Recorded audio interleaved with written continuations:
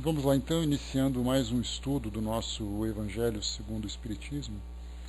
Nós estamos agora no capítulo 19, não é 17, desculpem, é,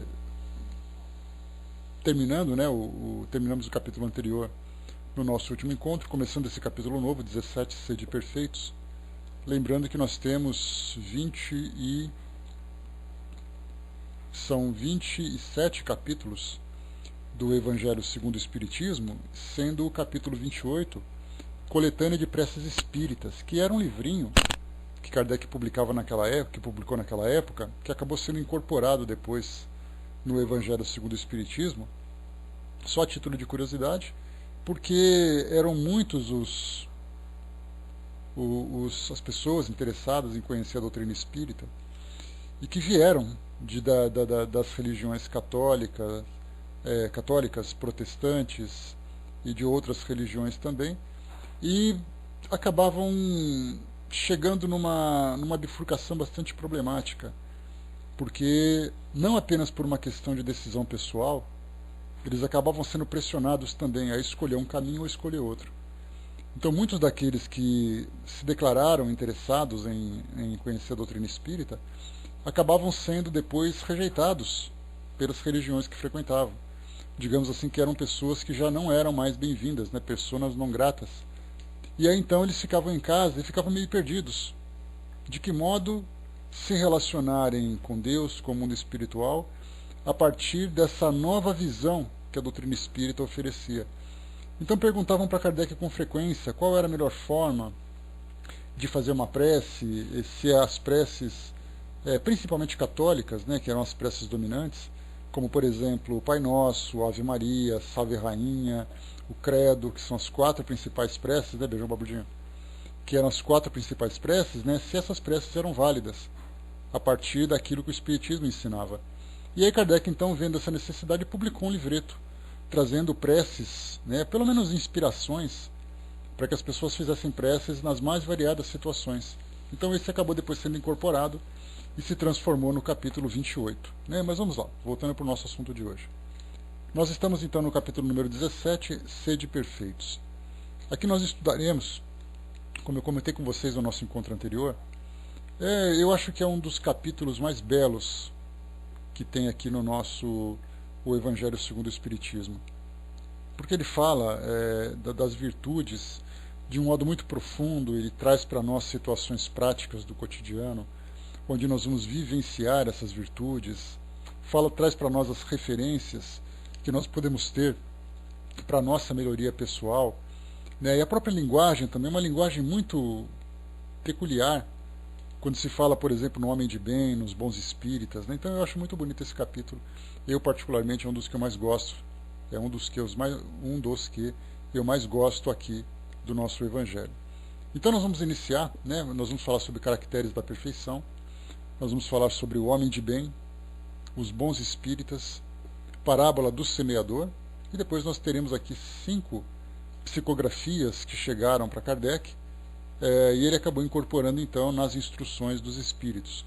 Então nós temos o dever, a virtude, superiores e inferiores, o homem no mundo e cuidar do corpo e do espírito. Então esses serão os temas que nós vamos estudar a partir desse capítulo. O primeiro dele então, caracteres da perfeição. Kardec separou para nós aqui, como sempre, né, em cada item que nós estudamos tem uma passagem do Evangelho, e daí então nós chegamos a falar sobre isso também, lá no estudo do livro Obras Póstumas, tem ali uma passagem em que Kardec conta de que modo que ele começava a elaborar esse novo livro e todas as consequências que isso trouxe para a sociedade, né, para Kardec, vinda da sociedade, principalmente a sociedade religiosa, que considerava uma blasfêmia aquilo que ele fazia, pegar o Evangelho, os Evangelhos de Jesus e trazer uma interpretação fora daquilo que era o padrão.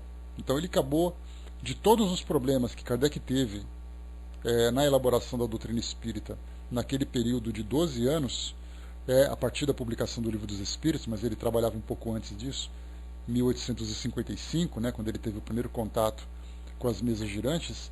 Então nesses 14 anos, vamos juntar tudo, A fase mais difícil para Kardec foi exatamente o momento em que ele começou a tocar em questões religiosas, que foi exatamente na publicação, na elaboração do Evangelho segundo o Espiritismo.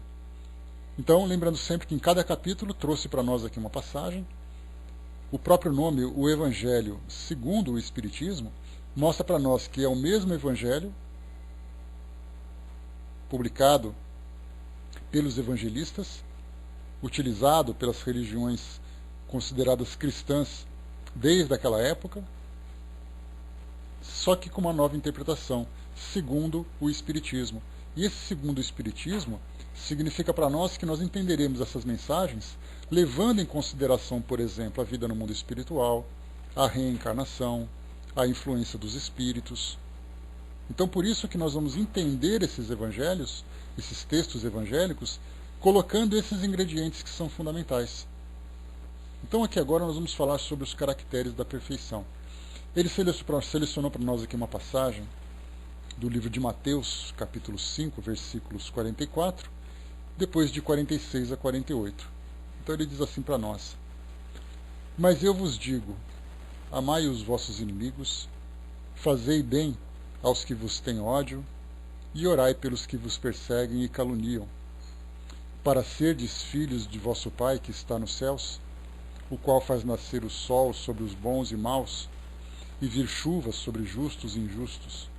Porque se vós não amais, senão os que vos amam, que recompensas haveis de ter? Não faz os publicanos também o mesmo? E se vós saudardes somente os vossos irmãos, que fazeis nisso de especial? Não fazem também assim os gentios? Sede vós logo perfeitos, como também vosso Pai Celestial é perfeito.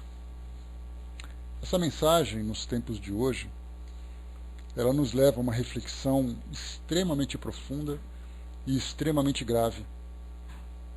Nós tivemos alguns acontecimentos recentemente pelo mundo, seja nessa parte de terrorismo, seja nessa parte de grandes tragédias ambientais, seja de questões de corrupção que tocam a nossa sociedade,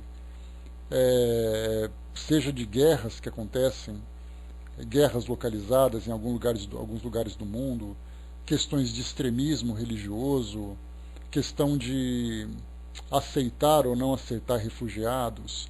Então, quer dizer, exemplos no nosso mundo hoje não faltam. E o detalhe mais importante, olha, Val, que a gente poderia sentar aqui, começar a comer uma pipoca e ficar citando aqui coisas o dia todo. Porque em cada região do nosso planeta nós vamos encontrar uma situação que fala das relações humanas. Dessas relações humanas, nós começamos a entender de que modo que essas relações devem se dar, a partir da crença que nós abraçamos. Quando eu falo para vocês sobre doutrina espírita, nos chamar à realidade, fazer com que nós coloquemos os pés no chão, olhemos para fora das nossas casas e observemos a vida na sua realidade, a doutrina espírita nos tira daquela ideia de um paraíso fictício e faz com que nós encaremos exatamente aquilo que acontece no nosso dia a dia. O mundo ocidental, ele é predominantemente influenciado pelas crenças cristãs. Então são as religiões católicas, né? E quando eu falo católicas, a gente leva em consideração a católica apostólica romana, católica ortodoxa grega e outras católicas também, e também as religiões evangélicas. Significa então que essas religiões juntas são consideradas então a maior religião do planeta, que é exatamente o cristianismo. A partir do momento em que elas se dividem entre católicas e protestantes, aí então a religião islâmica se torna a maior do planeta. Que já está mudando na Europa com muita preocupação, inclusive, Barbudinho. Isso tem sido o tema de muitos debates lá naquela sociedade, né? Então, quando nós pegamos o cristianismo como sendo a maior religião do planeta e o mundo ocidental sendo regido por essa religião, a princípio falando dessa forma, tocando nessa questão geossocial, georreligiosa, dá a impressão de que nós estamos fugindo completamente do nosso tema. Mas observem, Quando nós falamos sobre religiões influenciadas pelo cristianismo, nós temos no cristianismo uma passagem como essa: mas eu vos digo, amai os vossos inimigos, fazei bem aos que vos têm ódio, e orai pelos que vos perseguem e caluniam. Todos aqueles que seguem o cristianismo devem ter por premissa fundamental os ensinamentos de Jesus. Mas aí então nós lidamos com situações como acontece no nosso mundo, como eu falei para vocês: terrorismo, problemas de destruição da nossa natureza, problemas de corrupção. Os responsáveis poderiam, de certa forma, serem considerados inimigos diretos ou inimigos indiretos. Afinal de contas, são todos aqueles que agem prejudicando a nossa sociedade, trazendo prejuízo individual, prejuízo coletivo, destruição, medo, desequilíbrio. Como nós vamos lidar com essa realidade, tendo como base filosófica um ensinamento que diz para nós: amai os vossos inimigos? É possível isso para nós hoje? Concatenarmos, conectarmos aquilo que nós aprendemos, aquilo que nós desejamos, para aquilo que nós vivemos. Porque ao chegarmos na televisão e vermos um líder dizendo assim: nós vamos persegui-los, nós vamos destruí-los, as pessoas também agindo com agressividade, procurando vingança, procurando destruir aqueles que são os alvos, persegui-los. E ao mesmo tempo, inclusive nós que somos espíritas também, não nos excluímos disso, porque a doutrina espírita também tem fundamentação cristã. Então nós que somos espíritas vemos uma situação como essa e pensamos: o que eu poderia dizer de uma pessoa que provoca uma destruição como essa? Eu posso dizer que ela não presta, eu posso dizer que ela é corrupta, eu posso dizer que ela é mentirosa, mas depois, na base da minha filosofia, diz que eu devo amar os meus inimigos. Como lidar com isso para nós hoje? Eu estou sendo incoerente? Eu estou sendo hipócrita? Porque se o ensinamento diz para mim que eu devo amá-lo, obviamente que isso não descarta a sua responsabilidade diante daquilo que é feito contra uma sociedade. Isso não o libera, o livra da justiça, da legislação que foi criada, de um código penal que foi criado, exatamente para proteger as relações sociais. Mas o que nós percebemos muito mais do que se fazer cumprir a lei, vem exatamente ali uma cobertura de sentimentos destrutivos que mostram uma grande incoerência daquilo que nós queremos ser, a partir da crença que nós abraçamos, e daquilo que nós somos, demonstrando exatamente essa manifestação. Como nós vamos lidar com isso? E essa é uma grande questão, porque é muito fácil nós seguirmos uma religião por uma questão de protocolo social, por uma questão de educação familiar, e fazer com que ela se cumpra na prática diante de provocações tão graves como essas. Tem uma frase, eu não me recordo quem é o autor, que ele diz assim: para os meus amigos tudo, para os inimigos a lei. E isso dá a entender o quê? Que quando nós nos relacionamos com os nossos amigos, com os nossos afetos, com aquelas pessoas, com aqueles grupos com quem nós temos afinidade, nós nos relacionamos de um modo diferente. Mais carinhoso, mais equilibrado. E ao mesmo tempo, quando nós encaramos aqueles que se colocam como os nossos opositores, aqueles que nos são antipáticos, nós queremos fazer com que a lei se cumpra no seu modo mais rígido, mais implacável, e vamos mais além, muitas vezes querendo fazer justiça com as próprias mãos.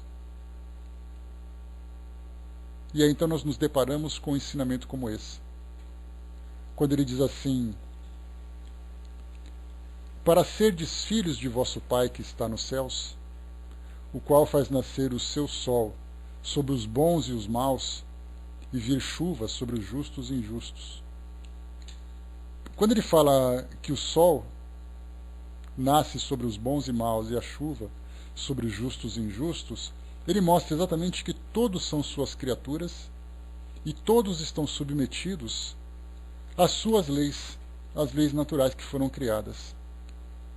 Ao nos depararmos com essa informação, exatamente igual que essa igualdade perante Deus, ela é imutável.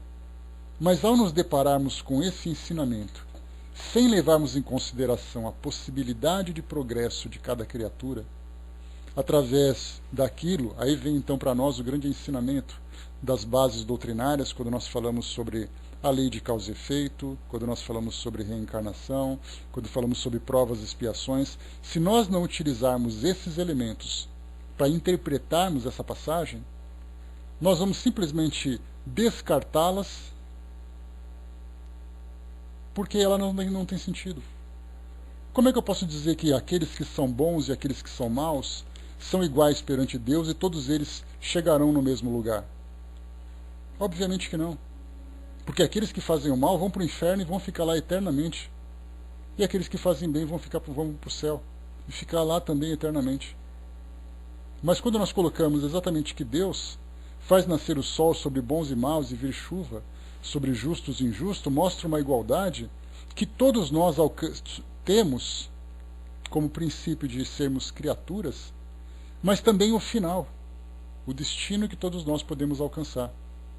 E aí então, ao entendermos esse processo evolutivo a que todos nós estamos submetidos, provas e expiações das mais dolorosas, resgates, responsabilidades, consequências, as transformações naturais, por estarmos submetidos a esse processo, todos nós alcançaremos também esse estado de plenitude, esse estado de perfeição que todos nós desejamos alcançar. É um processo longo, é um processo difícil, que nós temos que compreender e ter paciência, porque do contrário nós simplesmente descartaremos e nós colocaremos como princípio fundamental: vamos destruir os nossos inimigos, e não se fala mais nisso. Balk tinha colocado um pouco mais acima, né? É um processo difícil, mas possível mas dentro do próprio cristianismo, desde que seja o cristianismo bem compreendido, como felizmente nós temos oportunidade de entender. Mas aquele cristianismo dogmático diante de situações como essas são absolutamente conflituosas. Você não pode amar aquele que se destrói. Mas aí a gente lembra daquela passagem de Jesus, quando estava ali crucificado, quando ele disse: Pai, perdoe-os porque eles não sabem o que fazem. E esse exercício do perdão, para nós, dentro do nível evolutivo em que nós nos encontramos, nós enfrentamos uma grande dificuldade. Porque primeiro nós somos movidos pelos sentimentos, considerados sentimentos instintivos. O sentimento instintivo é aquele sentimento de agressividade, de explosão, de ódio. E a inteligência emocional que nós vamos desenvolvendo nos coloca exatamente naquela condição de equilíbrio. Para sim, somos tocados por esse sentimento negativo. Mas também sim, temos que saber trabalhar compreendendo exatamente a realidade de cada indivíduo. Isso não nos coloca, fundamental entender, numa condição de passividade. Eles são coitadinhos, eles são problemáticos, vamos deixar com que eles façam aquilo que eles precisam. Não. A legislação da nossa sociedade, que também já evoluiu, nós estudamos sobre isso no Livro dos Espíritos, falamos sobre a lei do progresso e também a lei de justiça, amor e caridade, que inclusive falamos sobre isso na última sexta-feira, lá na Sala Espiritismo Net Jovem. Quando nós falamos sobre essas mudanças da nossa justiça, nós vamos exatamente fazendo com que ela acompanhe a evolução moral da própria sociedade. As leis do passado não são as mesmas do presente, porque a sociedade do passado também não é a sociedade do presente. Hoje nós decretamos, por exemplo, de uma forma muito clara, a pena de morte como algo natural. Nós, sociedade. Porque ao chegar, por exemplo, numa situação como aquela que aconteceu na França, por exemplo, quando terroristas provocaram aquela tragédia, mas eram liderados por pessoas que viviam em outro país, e aquela guerra foi atacada, e dito na mídia claramente: seremos implacáveis e vamos destruí-los. Isso nada mais é do que a implantação da pena de morte. É claro que seria muito fácil perguntar assim, se esse modo da pena de morte é errado, qual seria o modo certo? Nós não temos resposta para isso. Nós não temos como dizer assim, vamos agir de um modo diferente, porque nós ainda não conseguimos encontrar uma solução, uma forma de agir, para lidar com conflitos como esse. Porque se não agirmos de uma forma implacável, nós seremos também atacados de uma forma implacável. Então existe esse grande conflito, quer dizer, nós queremos agir de um modo dentro do Evangelho, mas diante de circunstâncias que muitas vezes acabam, dentro da nossa visão naturalmente, acabam fazendo com que o Evangelho se torne frágil nessas circunstâncias. Então nós ficamos nos perguntando qual é o melhor modo de agir.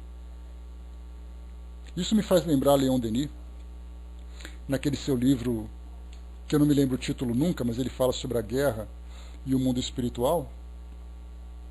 Ele lembra que a França, quando ela foi invadida pelos alemães durante a Primeira Guerra Mundial, entre 1914 e 1918, ele falava exatamente sobre a defesa dos valores franceses, embora ele criticava também que a França tinha se tornado um país bon vivant demais, aquele país liberal demais, então ele criticava que os valores franceses estavam se distorcendo. Mundo Invisível e a Guerra, obrigado, menino.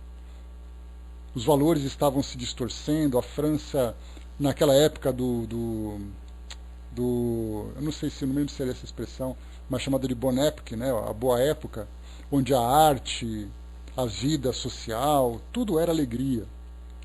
E a França, então, dentro da visão de Leon Denis, havia se tornado estagnada. E a guerra veio exatamente para despertar nos franceses os seus valores. E aí então ele comentava que, apesar da guerra ser algo condenável diante das leis de Deus, muitas vezes a imposição da força é necessária para poder impedir uma outra força destrutiva. E Kardec faz aquele comentário também aqui no livro A Gênese, que nós estamos estudando na parte dos fluidos, ele diz que para uma força moral, uma força moral. Para uma força física, uma força física.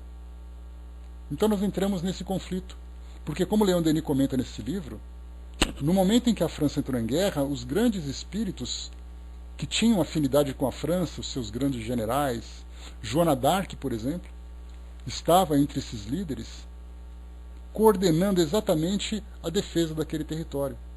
Então o mundo espiritual muitas vezes vê a necessidade da guerra, exatamente, Balk, como um mal necessário. Mas muito mais do que isso, Kardec também fala sobre a guerra, lá no Livro dos Espíritos. Ele diz que o grande problema não é a guerra em si, é gostar da guerra. É esse sentimento de gostar. Então você enfrentar os seus inimigos para evitar que ele faça o mal é uma coisa. Você enfrentar o seu inimigo com aquele sangue nos olhos, com aquele ódio no coração, porque simplesmente você não gosta daquela pessoa, isso mostra para nós já um desvirtuamento dos nossos valores. Mostra exatamente uma inferioridade que nós temos ainda por sermos sustentados por sentimentos instintivos. Então a guerra é ruim por si só. Ela se torna pior quando a guerra entra no coração do homem. E é o que nós vemos, por exemplo, hoje nas grandes cidades, onde nós temos forças públicas, guardas municipais, polícias militares, polícia civil, muitas vezes forças armadas atuando dentro do próprio território. Esses conflitos sociais são importantes e requerem a ação dessas forças públicas, dessas forças de segurança. O problema é quando os agentes que praticam essa lei se tornam pessoas que gostam de fazer isso. Porque é aquele conflito. Você tem um policial que enfrenta uma situação e acaba matando uma pessoa, um bandido. Não vamos colocar a questão de acidentes. Mas no enfrentamento tem aqueles mortos e vivos, os mortos são os bandidos. O problema é quando o policial sente prazer fazendo isso. Porque aí então percebe que ele ainda vivencia naquela posição que é nobre para defender a sociedade, num ser primitivo por vivenciar ainda o prazer da destruição.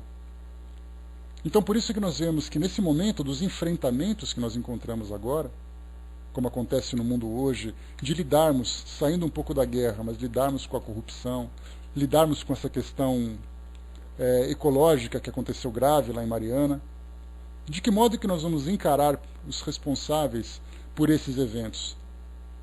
A corrupção no nosso Congresso, no nosso empresariado, e essa parte de negligência de uma empresa daquele porte. Nós vamos cobrar daquelas pessoas as responsabilidades ou nós vamos querer destruí-las? E muitas vezes, dentro daquele duelo, que também nós estudamos lá no Livro dos Espíritos, o duelo ele tem um ponto principal também, que é a parte da vingança. Então, muitas vezes eu não quero matar aquela pessoa, porque ou eu não tenho coragem, ou porque os meus princípios já se modificaram para não chegar a esse ponto, mas eu sinto prazer em ver aquela pessoa sendo destruída. Ou seja, eu não estou na arena instigando os leões a devorarem aquelas vítimas, mas eu estou na arquibancada aplaudindo quando os leões devoram aquelas vítimas. Então nós vemos ainda todos os sentimentos que existem dentro de nós diante dessas situações. Vibrando, gostando e incentivando ainda, né, o Balk? Porque vibrar você vibra em silêncio. O problema é quando você está na arquibancada e torcendo para que aquilo aconteça. A Paty colocou aqui em cima, né, no mínimo precisamos considerar a história de cada um para tentarmos uma relação de empatia.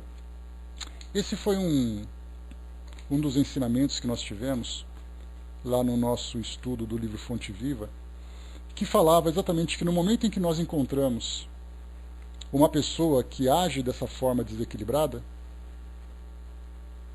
pois é, Décio, né, essas coisas, bom dia, essas coisas a gente acaba percebendo no nosso comportamento mesmo, natural. Tem aquele que mata e tem aquele que gosta de ver a morte. E a gente se pergunta qual é exatamente a diferença entre um e o outro. A gente percebe que o sentimento é o mesmo. O que muda é a intensidade, mas o sentimento continua sendo o mesmo. Ou seja, tem dois indivíduos que estão sujos. A diferença é que um está mais sujo do que o outro. Mas em termos de natureza, qual a diferença entre os dois? Nenhuma. Então, nós vemos então essa gravidade. Falava então do nosso livro Fonte Viva, que mostrava para nós que ao vermos uma pessoa que traz uma natureza inferior pelas suas ações, pelo seu modo de pensar, nós temos que tentar dissolver de dentro de nós aquele sentimento de antipatia, buscando exatamente as virtudes que ela tem. E todos nós temos virtudes.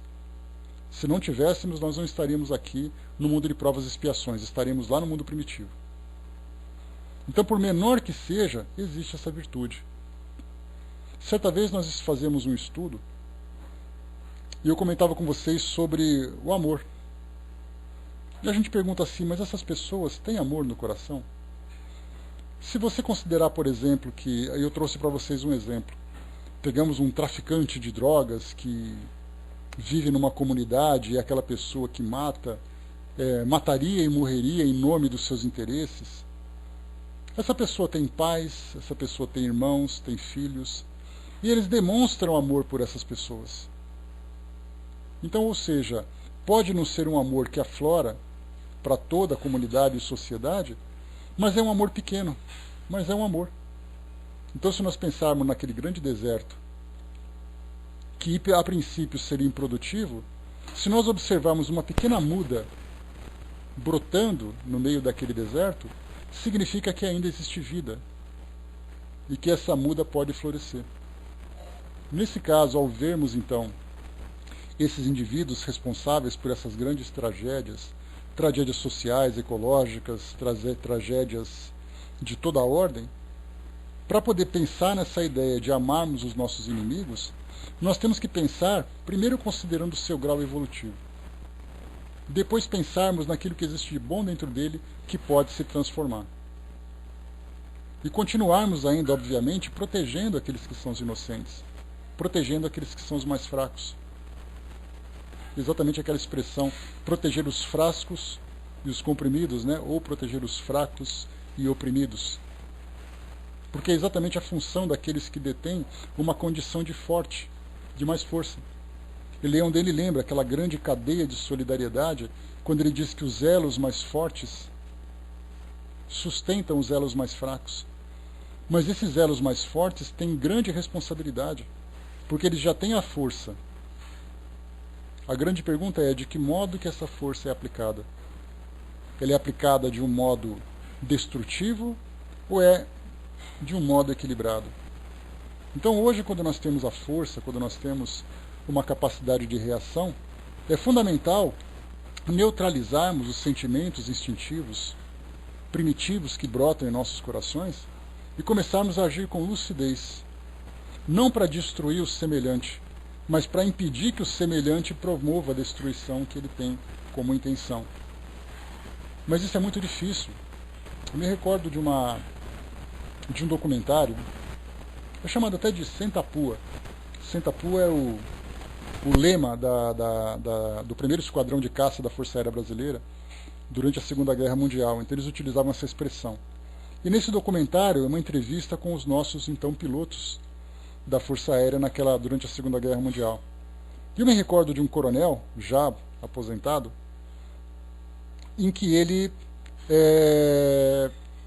comentava assim, no começo, quando ele ficava sabendo que algum companheiro brasileiro tinha sido morto na guerra, ele sentava e começava a chorar, porque é algo desesperador. Ver o semelhante sendo destruído numa guerra, uma guerra que não tinha sentido. Mas ele disse que depois de algumas semanas, quando ele estava envolvido na guerra e começou a matar os inimigos, chegava uma hora que ele tinha sede de ir para as missões para poder abater os aviões inimigos. Então nós percebemos de que modo que nós somos contaminados, influenciados por aquilo que acontece à nossa volta, e não temos ainda essa força moral para nos sustentarmos nesses valores que nós temos hoje. E se nós queremos ver uma resposta muito fácil, podemos tirar parte da guerra, podemos tirar parte do terrorismo. É você pegar numa rede social, como por exemplo o Facebook, e você colocar uma foto provocativa. Rapidamente nós vamos responder de modo instintivo, agressivo, sarcástico, irônico, crítico. E os nossos valores do Evangelho? Ficaram fechados dentro do livro? Ou eles estão vivos e acesos em nossos corações? Se, num simples comentário, nós deixamos aflorar aquilo que deveria ficar silenciado, imagina no momento em que nós nos deparamos com uma violência tão ostensiva como acontece à nossa volta. Todo esse bate-papo, que seria uma introdução, mas a gente já passou quase que a metade do nosso estudo, exato, Balk, mostra exatamente isso. Existe aquilo que nós somos e existe aquilo que nós queremos ser.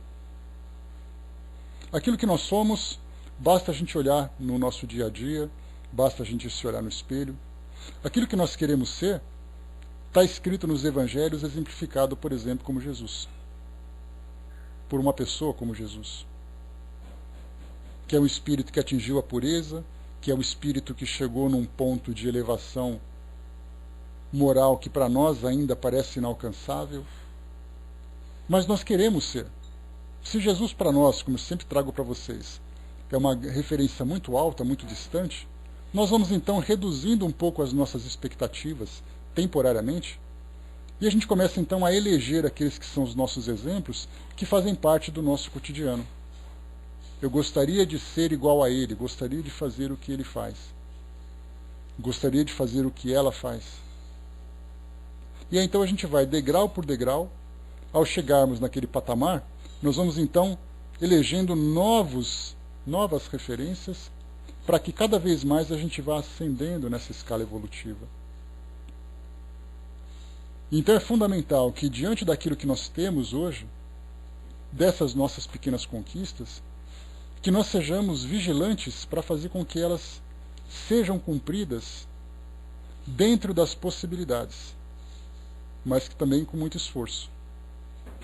Exatamente porque não adianta simplesmente elegermos os valores que para nós são importantes e deixarmos isso, como eu disse para vocês, registrado num para-choque de um caminhão ou colado na geladeira com aquele ímã de maçãzinha que a gente compra na loja de R$ 1,99. Todos os valores são muito bonitos. Então existe aquilo que nós queremos ser e existe aquilo que nós somos. E quando os Espíritos dizem para nós que nós devemos perseverar nessa luta, não é uma luta contra o mundo, é uma luta contra nós mesmos, porque existe uma diferença muito grande. A luta contra o mundo vem exatamente a defesa dos mais fracos pelos mais fortes. É uma luta para que a justiça se faça presente, para que as desigualdades acabem. Mas uma luta muito mais difícil é controlar aquilo que existe dentro de nós, principalmente diante dessas tantas provocações que surgem. E é daí então que vem, para que nós oremos sempre, para fortalecer a nossa mente, fortalecer os nossos valores, através da influência que chega para nós, vinda do mundo espiritual, e a vigilância constante, para saber exatamente o momento em que nós devemos falar, o momento em que nós devemos agir e o momento em que nós devemos calar. Porque se nós não exercitarmos isso no nosso cotidiano, qualquer provocação no trânsito, na internet, numa loja, dentro da sua casa, lendo alguma coisa que você viu, vendo o que acontece na televisão, tudo vai ser o suficiente para que você se desequilibre. E aí então tudo aquilo que você conquistou, o tempo que você perdeu, fazendo ali as suas reflexões para absorver aqueles valores, eles se perdem. Então nós percebemos que todas as vezes que nós estudamos, todas as vezes que nós frequentamos o nosso grupo de estudo, frequentamos o ambiente onde nós professamos a nossa fé, onde nós lemos um livro, ouvimos uma palestra, tudo aquilo que a gente faz para acumular esses valores, para acumular esse conhecimento, eles simplesmente se perdem pelo simples fato de nós não conseguirmos conter os nossos impulsos diante de uma provocação.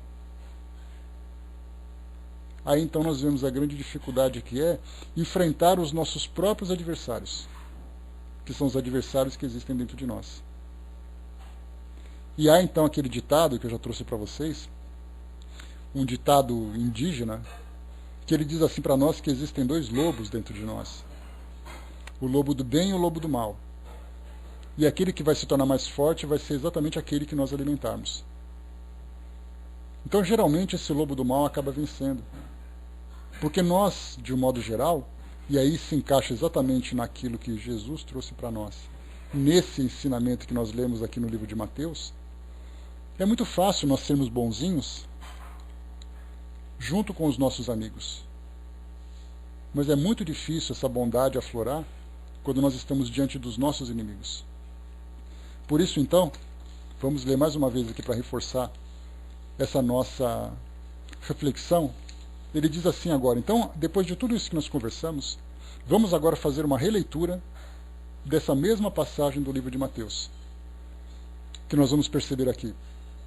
Antes, o Bob colocou uma coisa importante, né, que é necessário que haja os escândalos, né, mas ai daquele por quem vem o escândalo, porque é necessário que os escândalos aconteçam. O grande problema é o que nós fazemos com os escândalos. De que modo que nós reagimos no momento em que eles aparecem. Nós queremos corrigir e educar aquele que errou, ou nós queremos destruir aquele que errou? É aí então que surge o nosso instinto, falando muito mais alto do que a nossa razão.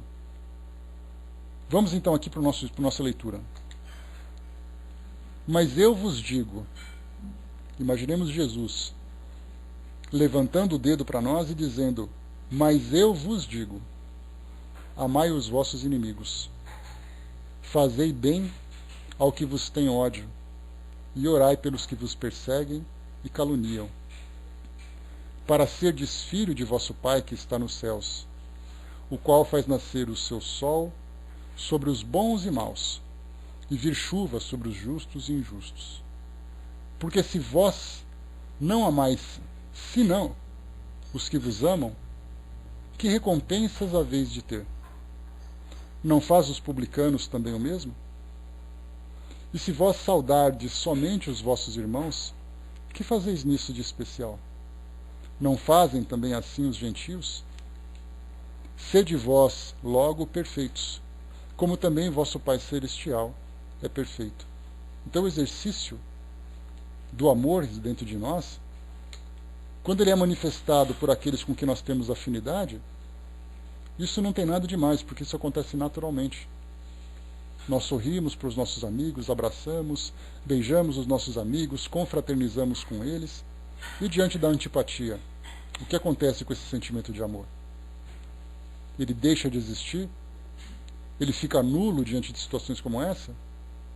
Segundo o ensinamento de Jesus, é exatamente nesse momento em que nós temos que fazer com que os nossos esforços se tornem muito mais intensos. Fazer com que a força dessa perseverança que nós temos, e é engraçado que essa palavra perseverança, ela me lembra sempre do Dr. Bezerra de Menezes, porque talvez ele seja o espírito que mais passa para nós essa palavra. Perseverai no bem, perseverai contra o mal, perseverai nos seus valores. Porque essa perseverança significa essa luta constante de oração, vigilância, de retenção dos nossos impulsos. Porque ao perseverarmos dentro daquilo que nós acreditamos, nós seremos capazes de vencer o mundo, como Jesus trouxe para nós o seu ensinamento. Exato, Norma, a gente muda muito. Como eu falei para vocês, né? Bom dia, professor, bom dia, Vivian. E bom dia, pessoal que chegou. Como eu falei para vocês, a gente tem ainda uma dificuldade muito grande de conceituar alguns sentimentos, de conceituar alguns valores.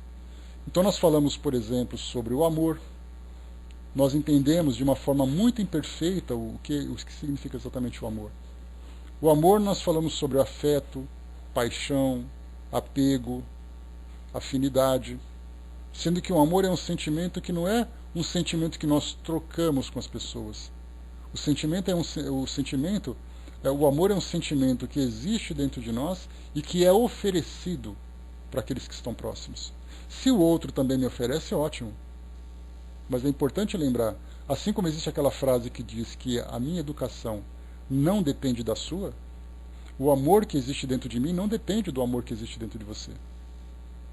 Então o amor é um sentimento muito difícil de nós interpretarmos. E Jesus, quando trouxe para nós esse amor universal, esse amor incondicional, diante de todas as histórias que ele vivenciou e que foram contadas a respeito dele, mostra exatamente para isso.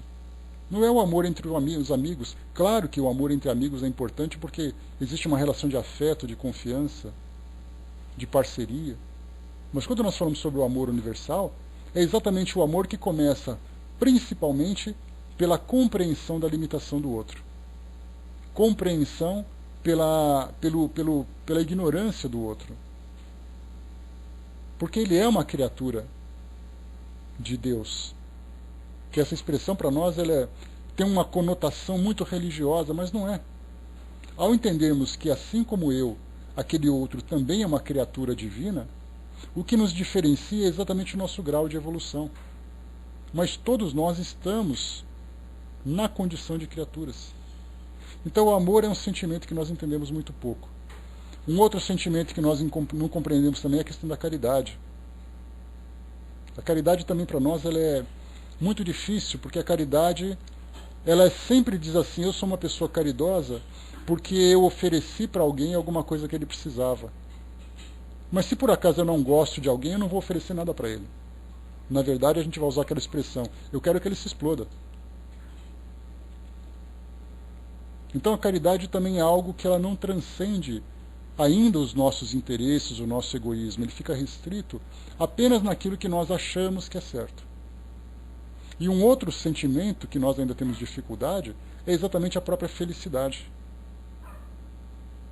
O que é felicidade para nós? Aí nós já estudamos, né? A felicidade se mistura com conforto, com momentos alegres, com uma relação que nós chamamos de uma relação feliz. Mas a felicidade é um sentimento que existe dentro de nós. Então nós temos muita dificuldade para compreender. E aí quando nós falamos conceito de amigo, é a mesma coisa também, uma grande dificuldade. O Brás colocou, né? Chaves dizendo, né? Ninguém tem paciência comigo. Haja paciência também, né, Brás? Mas a paciência, o que é? Ela é, na verdade, um valor muito importante que faz exatamente com que a gente diferencie, nos diferencie uns dos outros pelo nosso grau evolutivo, sem nos diferenciar na essência fundamental que é sermos criaturas divinas. A ideia de sermos irmãos relacionados com o mesmo Pai, que é uma linguagem que Jesus utilizou para fazer com que nós entendamos, eu não vou nem dizer aquelas pessoas entendam, mas que nós entendamos exatamente a importância de Deus como um Criador e nós como criaturas, mostra exatamente essa irmandade, essa fraternidade que deve existir entre todos nós. Mas e se nós encontrarmos irmãos que se encontram nessa condição primitiva, nessa condição de doença da alma, como lembra Joana de Ângeles, que ela fala para nós que o egoísmo, o orgulho são doenças da alma. E quando essa doença se torna crônica e profunda, ela traz esses resultados que nós estamos vendo agora. Mas é de fato, Angelina, a felicidade, ela não apenas é uma paz interior, mas ela é a capacidade que você tem de viver no mundo se vendo como essa criatura divina, que é o mais importante. Do contrário, a gente sempre vai sofrer as interferências do que acontece à nossa volta. E a gente nunca vai ser feliz num mundo como esse. E de fato, Jesus lembra também que a felicidade não é deste mundo. E quando ele disse que a felicidade não é deste mundo, ele lembra exatamente as dificuldades que nós enfrentamos ainda aqui, no nosso dia a dia, diante de todas essas situações, famílias desestruturadas, famílias conturbadas, problemas de toda ordem na nossa sociedade. E como é que nós podemos ser felizes se nós não conseguimos ter essa paz, essa serenidade? A serenidade é quando você acorda, ou essa felicidade, claro que isso é uma especulação, porque nem temos condições de dimensionar o que é viver a felicidade plena, mas a felicidade é você acordar em harmonia, viver em harmonia, se relacionar em harmonia, ou seja, você viver plenamente em harmonia. E aqui no nosso mundo, infelizmente, não é possível. Porque você acorda bem, mas você sempre vai encontrar alguma coisa no seu caminho que mostra para você que alguma coisa está desequilibrada. E manter essa sustentação, exato, Zé, nesse mundo só tereis aflições. Por quê? Exatamente porque somos espíritos ainda numa condição de aprendizes, numa condição inferior, e nós cometemos ainda muitos erros. E aí Kardec dedicou um grande capítulo sobre isso, lá o capítulo 5. Nós criamos cilada, né, Luciano? Esse é o problema. Somos nós que criamos ali as nossas próprias armadilhas, acreditando, né, nessa nossa pseudo-sabedoria, nessa nossa malandragem, e dá no que dá. Essa expressão que você usou agora lembra muito aquela ideia do o mundo é dos espertos. Só que a esperteza tem seu preço. E ela cobra depois a sua taxa, né? Então esse é o problema. A Vivian lembrou também a mesma coisa, né? A única condição que nos colocaria nesse mundo, Vivian, é nós virmos aqui como espíritos missionários, como outros vieram para cá também. Então, por isso, é fundamental que nós primeiro entendamos que nós estamos nesse mundo não porque fomos jogados aqui, mas porque é o estágio que nós estamos fazendo para aprofundar cada vez mais esse nosso aprendizado. E continuaremos aqui nesse processo educativo enquanto houver necessidade. A Luciana lembrou também, o materialismo se justifica por isso. As pessoas se blindam pelo material tentando uma suposta proteção e êxito emocional, né? Outro engano. Como eu falei para vocês, tudo isso que nós estamos colocando aqui, isso é um fato. Nós nos equivocamos porque nós vivemos de um modo diferente, no modo contrário daquilo que nós deveríamos para poder alcançar essa elevação espiritual. Mas, ao mesmo tempo, nós podemos dizer assim, isso é um erro? Não, não é um erro. Na verdade, é a forma como nós entendemos ainda a nossa vida. Todo mundo que age dessa forma, esse é um ponto fundamental que nós temos que lembrar sempre. Todo mundo que age dessa forma, ou age de qualquer forma, seja nós que temos uma vida mais ou menos equilibrada, sejam esses criminosos que nós vemos espalhados pelo mundo, sejam corruptos, sejam terroristas, sejam traficantes, sejam assaltantes, sejam profissionais equilibrados, pessoas normais da sociedade, todo mundo tenta fazer a coisa do jeito certo. O grande problema é que eles não compreenderam ainda qual é o jeito certo de fazer. Basta a gente observar na prática, você colocar uma criança numa cozinha com biscoitos nos armários mais altos. Ela vai tentar pegar esse biscoito. E ela vai começar a olhar à volta dela e vai pegar aquilo que ela acha que vai servir. Aí ela vai pegar um banquinho, vai subir nesse banquinho, vai pegar uma vassoura, vai olhar para cima, vai esticar o braço para tentar abrir o armário, e de repente ela cai, se esborracha no chão e acontece o que acontece. Ela tentou fazer a coisa certa na visão dela. Ela precisava alcançar esse objetivo e ela buscou os recursos de que ela dispunha para poder atingir aquilo que ela queria. Nós queremos hoje todos alcançar a felicidade. Qual seria a felicidade, por exemplo, dos corruptos? Que a riqueza fosse abundante, ou que ele fosse soberano no exercício do poder? Qual seria a felicidade dos extremistas? Que todo mundo obedecesse às leis que eles estabeleceram, ou que entendessem essas leis da forma como eles entendem. Qual seria para nós o nosso modo de ser feliz? Então nós vemos assim que todo mundo tenta acertar. Essa é uma forma, não é um eufemismo nesse caso, tentando reduzir a responsabilidade daqueles que cometem erros. Mas a gente começa a ver exatamente aquele lado positivo que nós colocamos, é que diante da ingenuidade, da ignorância e dos sentimentos ainda primitivos que existem dentro de uma pessoa, eles tentam fazer a coisa certa. Você olha numa penitenciária e você vê aquele grupo enorme de jovens e adultos que estão encarcerados por terem cometido um equívoco na vida que levavam. Por que eles fizeram aquilo? Porque eles tentavam ser felizes do jeito deles. Tentavam fazer a coisa certa. Só que quanto mais primitivos nós somos ainda nos nossos valores, mais impulsivos nós somos também. E essa impulsividade, inevitavelmente, nos leva a escolhas equivocadas e a consequências dolorosas. Conforme a gente vai vivendo, depois de um longo período, porque não é uma mudança que acontece de uma hora para outra.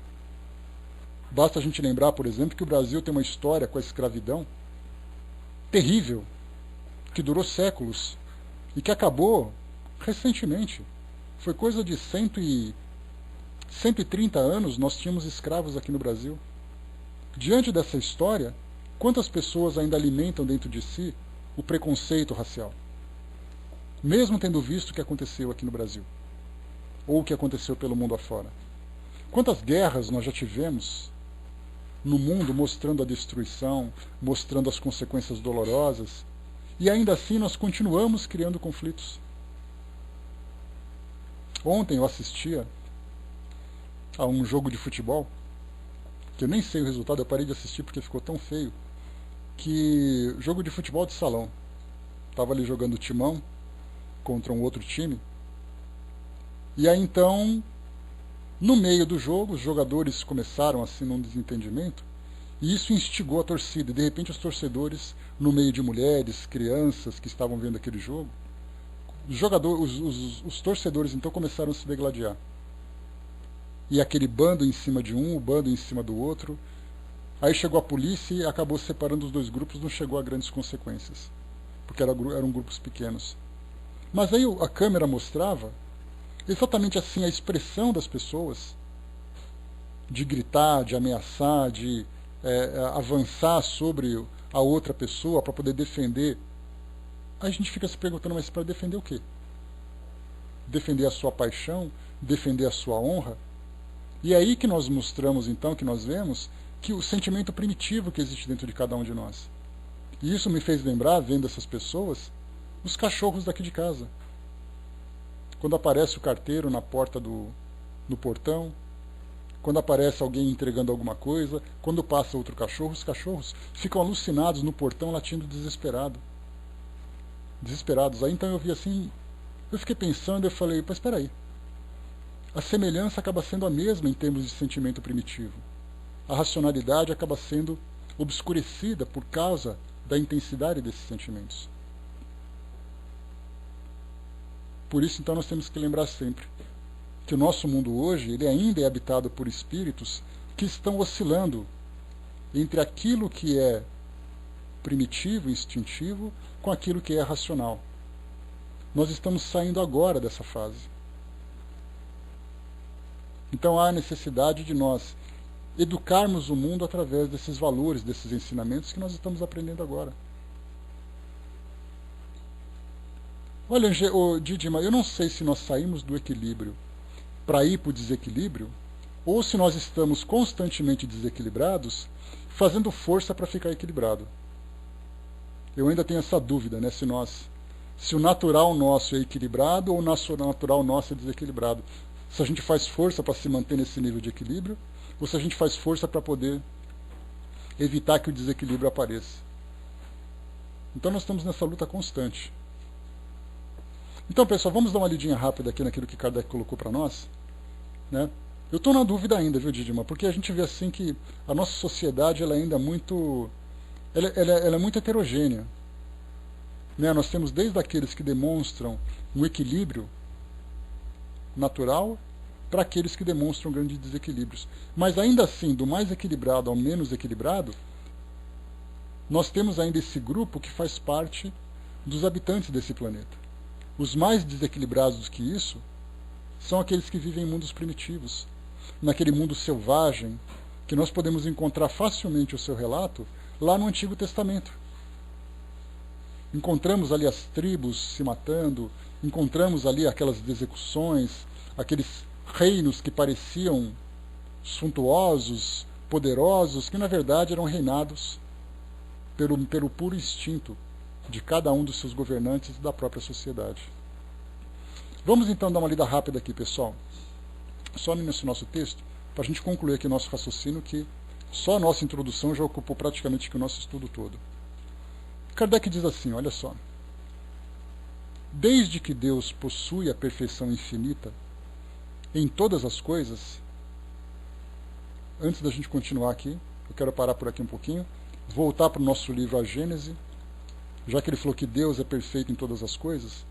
Nós temos aqui naquele capítulo que fala sobre Deus, e no item 18 diz assim, o resuminho que Kardec coloca: Deus só pode ser Deus sob a condição de não ser ultrapassado por nenhum outro ser. Porque então, se o ser o ultrapassasse, seja no que for, ainda que apenas na grossura de um cabelo, seria o verdadeiro Deus. Por isso é preciso que ele seja infinito em todas as coisas.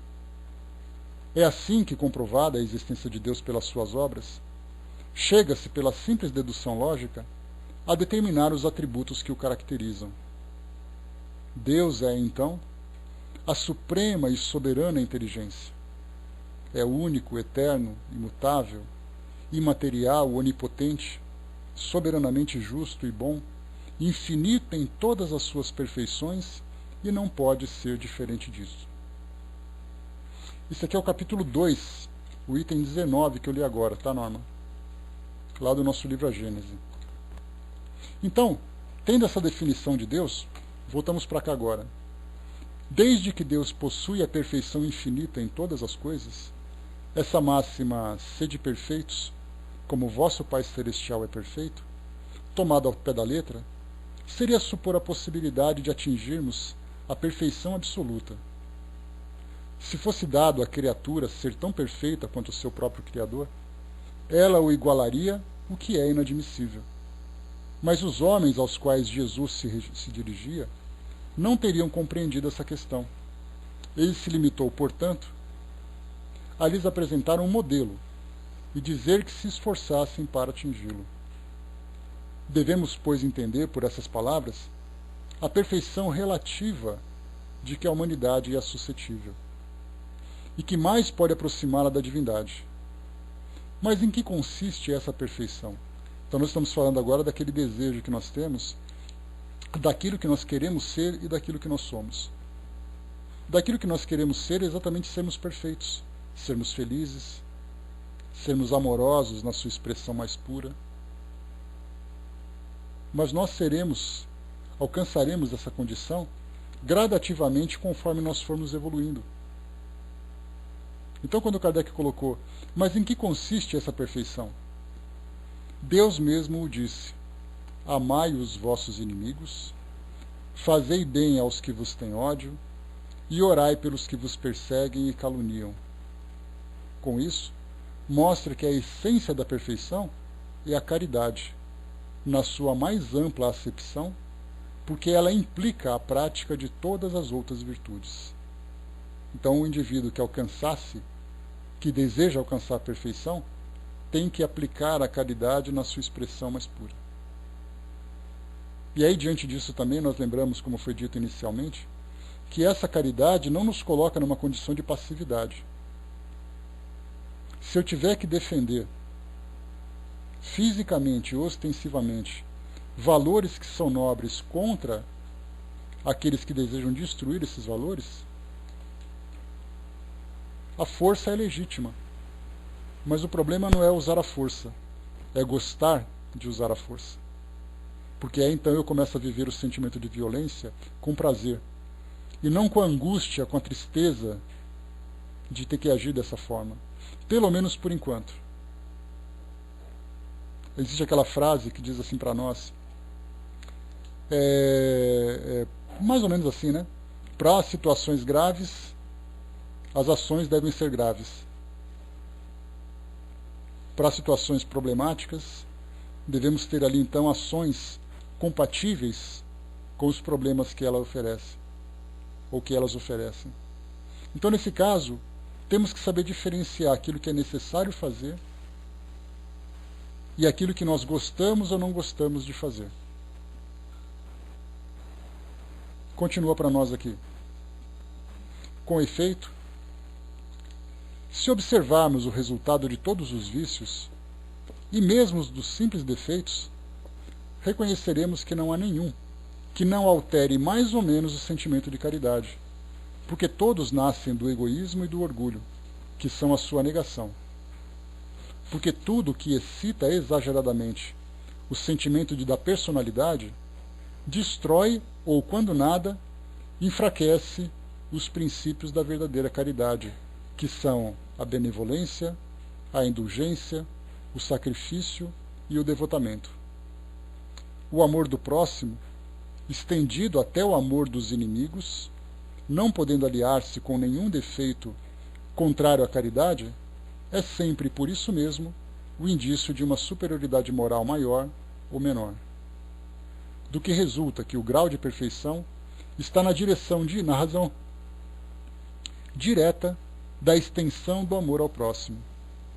Eis porque Jesus, depois de haver dado aos seus discípulos as regras da caridade, no que ela tem de mais sublime, lhes disse: sede logo perfeitos, como também vosso Pai Celestial é perfeito. Então aqui, no sentido geral, os caracteres da perfeição se dão exatamente nos caracteres da própria caridade. Então, se a necessidade exigir de nós uma atitude que seja contundente, que nós sempre tenhamos como consciência de que nós fizemos tudo possível para evitar chegar naquele ponto. Se numa guerra existe a destruição entre os homens, não façamos da guerra a nossa primeira ação, mas que seja a última. Todas as manifestações dos nossos pensamentos sejam evitados, a menos que sejam necessários. E aí então vem a lembrança das 3 peneiras, da verdade, da necessidade e da caridade. E isso serve também para as nossas atitudes, para tudo aquilo que nós construímos ou destruímos no nosso mundo hoje. Se nós conseguirmos controlar esses nossos impulsos, certamente nós já mostramos uma tendência muito positiva para promover essas transformações que nós desejamos. No nosso próximo estudo, para a gente já concluir aqui o nosso raciocínio, nós falaremos sobre o homem de bem. E aí nós entraremos também em outros conflitos de ideias, porque aqui vai dizer para nós como deve agir o homem de bem. E aí então nós vamos lembrar do nosso mundo hoje, para saber de que modo que nós podemos aplicar essa bondade diante daquilo que o nosso mundo apresenta hoje. E isso vai ser para nós um exercício muito interessante, principalmente um exercício de reflexão, de consciência, porque isso faz parte do nosso cotidiano. Os nossos relacionamentos se tornaram hoje muito mais amplos em virtude dessas facilidades de comunicação que nós temos. Pensa naquela época, ou pensemos naquela época, em que não havia, por exemplo, internet. Nós estamos falando de, deixa eu ver, 1980, de 1990 para cá. Porque até então, 1990, as pessoas tinham que ter computadores em casa para poder acessar a internet. Não havia celular naquela época, o celular ainda era um instrumento meio estranho, né? Então vamos colocar de 1990 para cá. Temos ali 25 anos aproximadamente. Eu acho que a Cindyzinha já alcançou a maioridade, não tem esse problema mais. Então, nós temos ali de 25 anos para cá. Antes disso, a nossa vida social se restringia em você ir à casa de alguém ou alguém vir à sua casa. Por isso, então, naquela época, nós tínhamos amizades muito mais fáceis com os nossos vizinhos. Trocava aquela xícara de açúcar, depois com um prato com pudim. Falava com o vizinho por cima do muro, porque as pessoas, nem todas tinham telefone. Então, a nossa vida social se restringia à nossa família, aos nossos amigos e à nossa rua. Agora, com a comunicação, você fala com 500 pessoas ao mesmo tempo. Ou, dependendo do tamanho da sua rede social, você fala com milhares de pessoas ao mesmo tempo. Basta você colocar simplesmente uma mensagem numa rede social, no e-mail que você manda, mais de 1000 pessoas conseguem acompanhar ao mesmo tempo. E se repassarem a sua mensagem, Deus sabe para onde vai a sua mensagem. Então hoje nós temos uma facilidade muito grande de expressar os nossos pensamentos. E por isso nós vemos o quão desequilibrado está o mundo hoje por aquilo que as pessoas se manifestam, independente do local, da crença, não importa. Então nós temos que ser muito vigilantes no que nós estamos lançando no coração das pessoas, porque o que elas estão lançando em direção ao nosso coração, nós estamos percebendo. Se nós vamos captar aquilo ou não, é uma outra história. Agora nós temos que ser vigilantes conosco mesmos, principalmente. Aquilo que eu falo vai melhorar ou piorar a vida de alguém. Aquilo que eu falo vai trazer paz ou intranquilidade para aquela pessoa. Vai fazer com que ela mantenha a harmonia do dia dela, ou comece então a entrar em desequilíbrio. Isso começa exatamente nesses caracteres da perfeição. Como é que nós queremos viver essa perfeição teórica que nós estudamos, se na prática nós ficamos semeando toda essa perturbação e assimilando isso também? Então a gente percebe que o exercício desses valores, dessas virtudes, começa nas situações mais simples. E elas se tornam depois mais graves quando nós chegamos nesses extremos que nós vemos hoje. Tudo começa dessa forma. O mundo hoje está muito diferente. E o detalhe é que nós não estamos sabendo lidar com esse mundo de hoje. No passado, se você falasse alguma coisa equivocada para alguém da família ou para um vizinho, o pessoal virava a cara e ficava por isso mesmo. Nos tempos de hoje, todo mundo fala o que quer e não se importa com a consequência do outro, porque não faz falta. Se você tem 1000 pessoas num grupo que você frequenta e 300 pessoas não concordaram com o que você pensa, você está pouco se importando. Você não está sozinho no mundo. Naquela época de relações mais estreitas, nós tínhamos um cuidado enorme para preservar o pouco de amizade que nós conseguíamos conquistar. Não, ainda não, Vaninha. Então fiquemos atentos a isso.